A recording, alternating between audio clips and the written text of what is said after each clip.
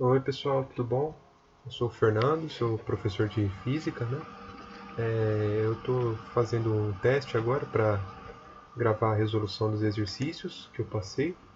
Eu vou disponibilizar também os exercícios de raciocínio lógico que eu mandei também e eu pretendo fazer a próxima aula de cinemática nesse modelo de apresentação.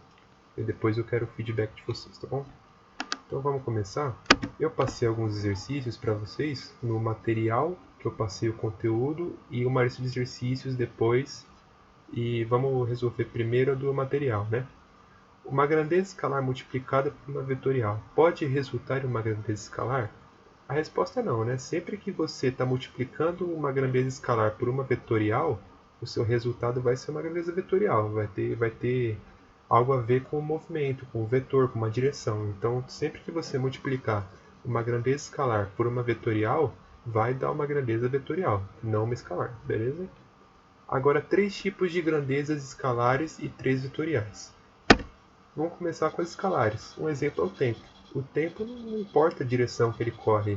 Se você pensar que ele volta no tempo, tá, você pode falar que ele está indo para trás, mas não é bem uma direção, não pode ser representado por um vetor como eu mostrei no material. Então o tempo ele é uma grandeza escalar, assim como a temperatura. A temperatura ela só está aí no ambiente, ela não precisa de uma direção para acontecer. Lembra, sempre que tem uma grandeza vetorial, você tem que se perguntar para onde. E temperatura não tem essa pergunta para onde, então ela é uma grandeza escalar. O que acontece quando vocês forem mais para frente, se forem estudar ciências exatas, existe um negócio que chama gradiente. Gradiente é uma diferença de temperatura, né? Ele aponta para a região em que a função está crescendo mais. Se você tem um campo que é muito mais quente e um campo que é muito mais frio, dependendo da sua função, seu gradiente de energia vai estar indo de um canto para outro. Aí você tem um vetor associado à sua temperatura. Mas para nossa realidade de vestibular, temperatura é uma grandeza 100% escalar. Não tem nada de vetorial. A quantidade de matéria também. A Naná deve estar passando as coisas em química e representando tudo com mol. A quantidade de matéria é o mol. Os átomos e as moléculas são muito pequenas para a gente contar uma por uma. Então a gente resume elas no número de Avogadro, né? Que é 6,02 vezes 10 a 23 unidades, né? E a gente fala que esse número, né, é um mol. O mol é uma quantidade de matéria. É um número, então é uma grandeza escalar. Já as vetoriais são uma força. Você não consegue aplicar uma força em algo sem falar para onde está sendo aplicada. Você não consegue, por exemplo, eu estou aplicando uma força para frente, eu estou aplicando uma força para trás, uma força para fora, uma força para dentro. Eu estou falando para onde ela vai. Se eu estou falando para onde ela é uma grandeza vetorial. Assim como a velocidade. Se tem um corpo se movendo numa certa velocidade, ele está se movendo para uma direção. Se ele está se movendo para uma direção, ele é vetorial, assim como a aceleração. As coisas que remetem a vetorial, elas remetem ao movimento. Se tem algo se movimentando, você geralmente deve pensar que é algo ligado com o vetorial. Aqui o pessoal teve um pouco de problema na análise do torque. Vamos fazer assim, vamos desenhar um eixo. Esse daqui é o eixo X, vocês devem saber. Só que a gente vai falar que é a força, porque eu falei aqui que a força aponta para frente. Beleza? Agora você pega a sua mão e coloca o seu polegar na direção dessa setinha aí. Você fecha a mão e faz tipo um joinha com a mão e coloca o polegar na direção da força. Agora, vamos colocar um eixo Y para cima, né? E esse eixo Y vai ser o vetor de deslocamento, esse R aqui. Agora você está com o joinha com o polegar para a direita, você abre a ponta dos dedos. A ponta dos dedos está apontando para cima, para o vetor de deslocamento, né? Qual a direção do torque? Considere que a força aponta na direção do polegar. Se a força aponta no polegar, os dedos apontam para cima, o torque vai estar apontando na direção da palma da sua mão. Você está olhando, agora você está com o seu polegar para a direita, os seus dedos para cima, você está olhando para a palma da sua mão. Essa é a direção do torque. O torque, essa bolinha aqui com uma bolinha dentro, é como se fosse a ponta de um dardo. Se alguém atira um dardo em você, sabe um dardo, aqueles de jogo de bar? Aqui você vai ver o corpo dele e essa daqui vai ser a pontinha dele. Se você arremessa o dardo em direção a outra pessoa, você vai ver as costas dele, que é aquela parte em X, né? Então X é quando como se fosse entrando na tela do seu celular, do seu computador, e saindo, indo na sua direção, é como se fosse saindo da tela do seu computador, é essa bolinha aqui, beleza? Outra definição de torque é assim: pega a ponta dos seus dedos e coloca na direção do eixo F. Agora faz esse movimento aqui, ó, do eixo F para o eixo R. Faz assim, fecha a sua mão nesse movimento de uma seta. Já que você está fechando a mão nesse movimento de uma seta, você pode perceber que o seu polegar vai estar apontando para você. Se você, por exemplo, você colocar os dedos na direção do eixo R e fazer esse movimento aqui, ó, de R para F, você vai perceber que o seu polegar está apontando para a tela do computador ou para a tela do seu celular. Então, se está de F para R, quer dizer que o torque está vindo na sua direção, está apontando para o seu polegar. Se está indo de R para F, está entrando na tela. É outro jeito de fazer a regra na mão direita, beleza? Então a gente sabe que a direção do torque, a resposta daqui, é a direção da palma da sua mão, pela imagem que eu mostrei, ou saindo da tela, a direção mais Z. Depois a gente vai ver essa parte dos eixos, o professor de matemática vai lembrar vocês também. E qual a unidade de medida do torque? O torque é uma força, a força a gente mede em newtons, vezes um deslocamento. O deslocamento a gente mede em metros. Então a força, o torque é newton-metro. Newton vezes metro. É só isso. Você pode pensar que newton vezes metro é joule, mas quando a gente está falando de vetorial, a gente deixa como newton-metro mesmo. Não é muito usual usar joule para representar torque. Essa questão aqui, eu acho que eu tenho que pedir desculpa para vocês, porque eu acho que eu exagerei, eu peguei pesado, mas eu coloquei como se fosse um desafio. Não era necessário que vocês entregassem, mas eu coloquei uma questão mais elaborada, falando de física quântica, né? Estados quânticos é uma propriedade dos materiais que os átomos, os elétrons, eles não são simplesmente bolinhas rodando. A princípio eles são, mas falando quanticamente, eles estão dentro de uma região de probabilidade. Conforme muda o material, essa região de probabilidade, que a gente chama de estados quânticos, ela aumenta. E se ela aumenta e uma região de probabilidade encontra a outra, de um átomo de outro, os elétrons podem transitar livremente nos átomos. Mas não se preocupa com isso agora. Vamos só olhar pela conta. Aí eu falo aqui que eu quero a unidade de medida. E eu falo que 8 raiz de 2 π é constante, π é uma constante, não tem unidade, 8 raiz de 2 é um número. A massa do elétron, que eu dou aqui, ela é medida em quilogramas. A constante Planck, ela é medida em joule vezes segundo. E a energia é medida em joule. Qual a unidade de medida disso daqui? Bom, a princípio vamos colocar a massa, né? A massa M é medida em quilograma, já que está quilograma 3 meios, vai ficar quilograma 3 meios. Massa 3 meios, quilograma 3 meios. Depois a gente pode colocar a constante Planck. É joule por segundo, já que está ao cubo, joule ao cubo, segundo ao cubo. E a energia, já que está em joule a 1 meio, fica joule a 1 meio. Beleza? Isso daqui é simples. Se você tivesse colocado isso, eu já ia aceitar, já tá bom para uma unidade de medida. Só que a gente pode trabalhar matematicamente com ela. Esse joule aqui, a gente pode combinar com esse joule aqui. Não sei se você lembra como funciona, mas quando você tem uma divisão, é joule dividido, joule a meio, né, dividido por joule ao cubo. Quando você está dividindo uma coisa por outra, uma potência por outra, as potências se subtraem. Então vai ficar 1 meio menos 3. 3 é igual a 6 meios, né? Então vai ficar 1 menos 6 dividido por 2. 1 menos 6 dividido por 2 é 5 meios. Já que está menos 5 meios, vai para o lado de baixo. Então quilograma 3 meios é igual a joule a 5 meios vezes segundo ao cubo. Vamos trabalhar mais. O joule, não sei se vocês lembram, eu coloquei no material, é quilograma metro quadrado por segundo ao quadrado. Tudo isso elevado a 5 meios. Quando uma coisa está sendo elevada, uma potência está sendo elevada a outra potência, ele multiplica, né?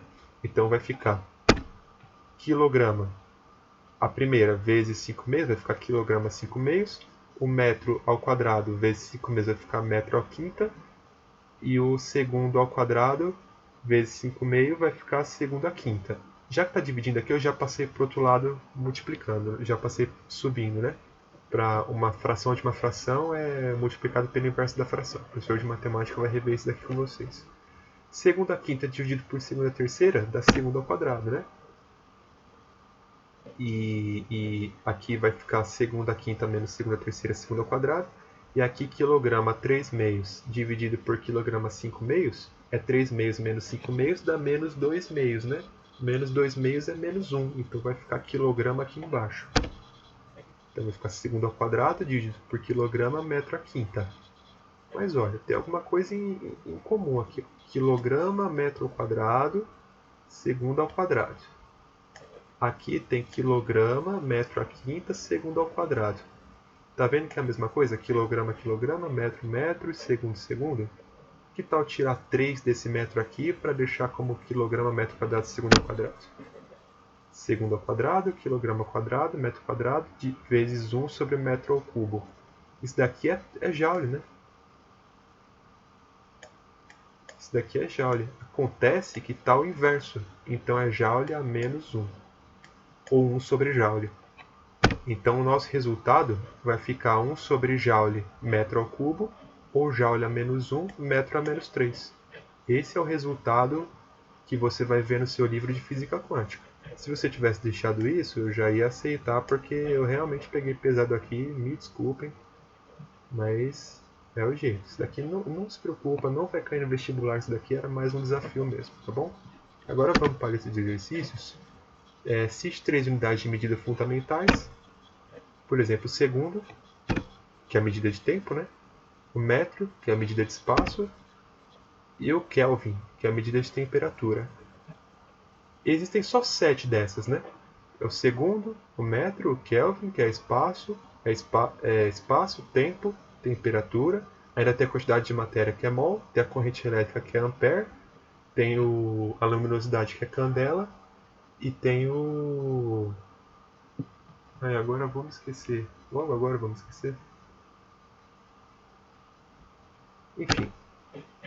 A gente tem a velocidade, que é metro por segundo. Opa, e aqui tem a massa também, que é quilograma. Então são esses: espaço, tempo, temperatura, massa, que é quilograma, mol, que é a quantidade de matéria, candela, que é a luminosidade, e ampere, que é corrente elétrica. O candela a gente não trabalha no ensino médio. O resto a gente vai ver por aqui, né? Das derivadas, metro por segundo é uma unidade derivada. O metro por segundo, metro é espaço, né? E segundo é tempo. O Newton, ele também é uma unidade de medida derivada. Esse cara aqui é quilograma, metro por segundo ao quadrado, né? Então, se tem quilograma, metro, segundo é uma combinação de unidades fundamentais, é uma unidade derivada. E o joule, a gente viu agora há pouco, é quilograma, metro ao quadrado, segundo ao quadrado. Também é uma combinação de unidades fundamentais, também é uma unidade de medida derivada. Acontece que o Newton estudou esse cara aqui sem esse quadrado, né? E a gente deu o nome de Newton para esse cara aqui. O Joule estudou com o quadrado, a gente deu o nome desse cara com quadrado para o Joule. Só isso, só para simplificar, só para não escrever esse trambolho aqui toda vez que a gente for fazer exercício, né? Andando em um carro, observamos unidade de medida velocímetro, odômetro e termômetro, e um tacômetro. Quais unidades de medida de cada instrumento respectivamente? Bom, se você tiver um carro, você podia ter visto no carro, ou podia ter pesquisado. A unidade de medida de velocidade no carro é km por hora. Todo mundo vê a velocidade no km por hora, é o padrão, né? A temperatura, eu acho que eu comi o odômetro aqui. O odômetro é a distância percorrida. A distância se mede em quilômetros, né? O seu odômetro lê em quilômetros. Então a resposta do odômetro é quilômetros. A sua temperatura no seu termômetro vai estar em graus Celsius. E o tacômetro marca o número de rotações. Esse daqui a gente não vai trabalhar muito, mas se você pesquisasse, é da RPM. RPM é rotações por minuto. Beleza?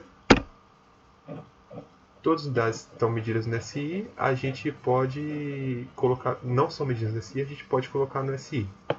A princípio, o km por hora a gente mede, que é km por hora, né? É uma velocidade, no SI a velocidade é medida em metros por segundo. Beleza? a velocidade de km por hora é em metros por segundo.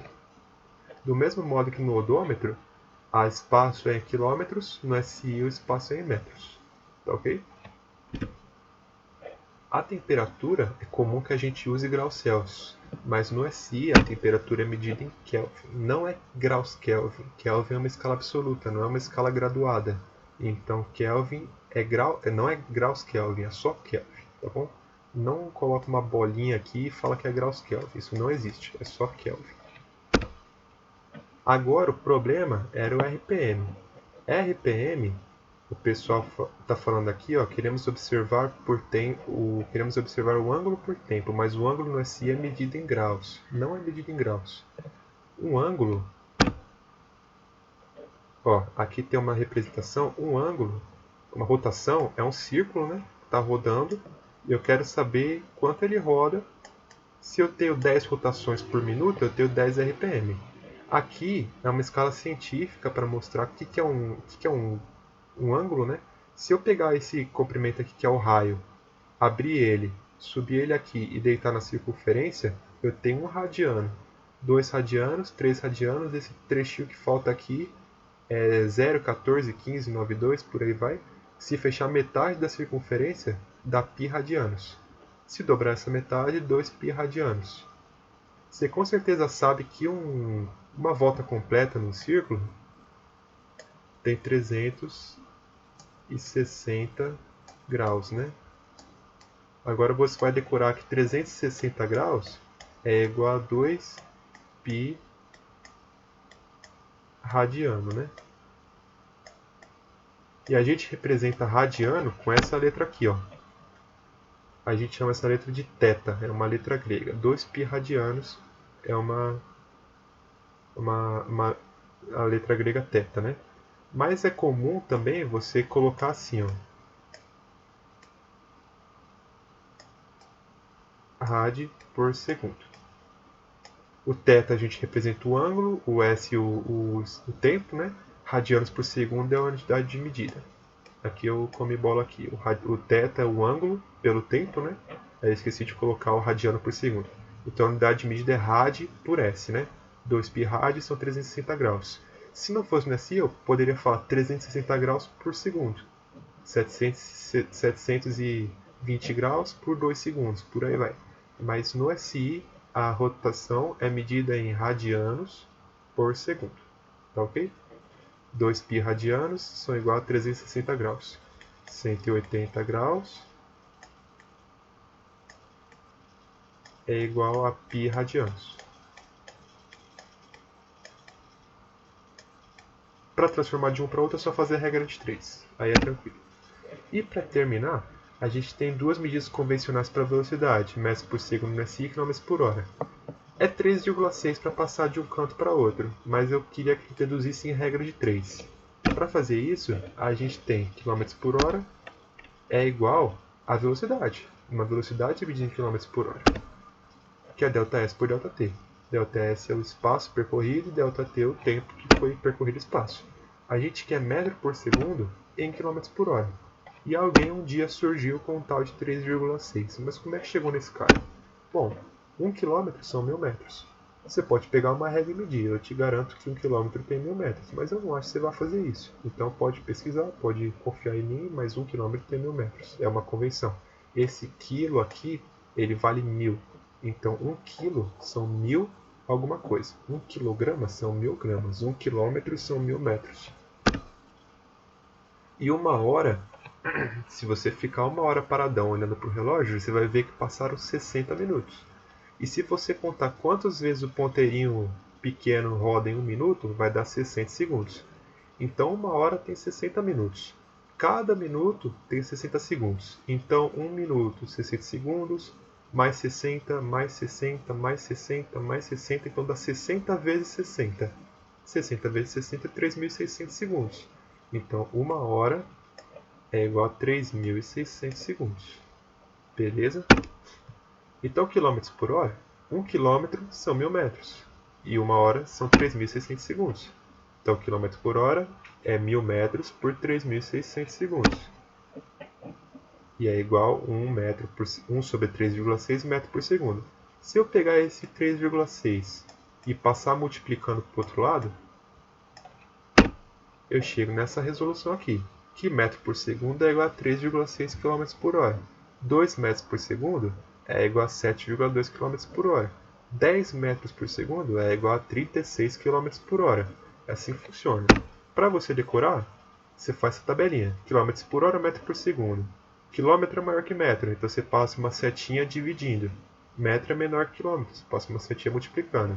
Quando na sua prova você receber o valor em metros por segundo, você vai multiplicar por 3,6 para achar o valor em km por hora. Se ele quer em metro por segundo e você tem em km por hora, você vai dividir por 3,6 e vai achar metro por segundo. Muito fácil, muito simples. Decore o 3,6, mas foi um desafio justamente para fazer essa continha aqui. Mas o 3,6 podem decorar. De um para outro, de metro para quilômetro, multiplica por 3,6 e de quilômetro para metro, divide por 3,6.